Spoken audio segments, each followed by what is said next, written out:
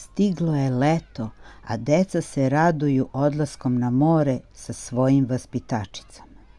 Svi su se skupili ispred vrtića sa koferima da sačekaju autobus i da krenu na more. Veselo su ušli u autobus i pozdravili se sa svojim roditeljima.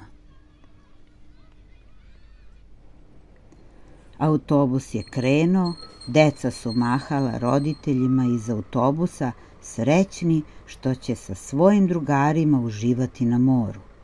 Pošto je put bio dug, oni su u autobusu pevali da bi prekratili vreme, a usput su razgledali prelepe pejzaže prirode i naselja pored puta.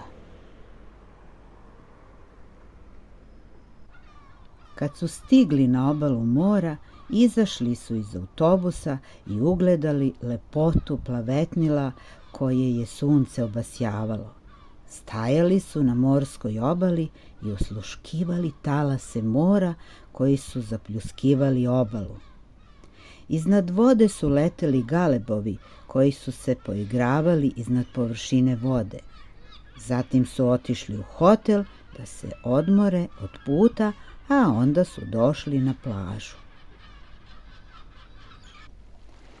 Zajedno su sva deca uživala plivajući i roneći u plavetnilo morske vode. Deca koja ne znaju da plivaju koristila su gume za plivanje i gumene mišiće. Ostali su nosili peraja i maske i bezbrižno ronili. Sve vreme ih je budno posmatrala vaspitačica.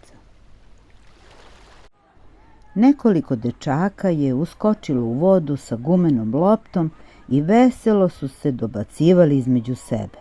Oko njih su plivale i male ribice koje se nisu plašile dece.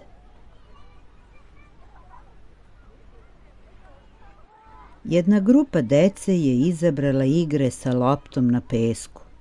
Igre i aktivnosti su se smenjivale svakog dana i svi su uživali u odmoru.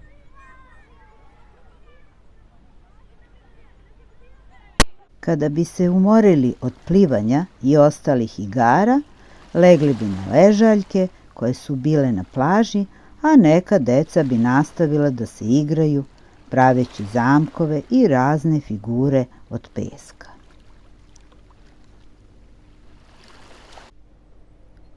Kad se odmor završio, deca su se srećna i zadovoljna vratila kući, puni utisaka, a roditelji su ih uzbuđeni dočekali.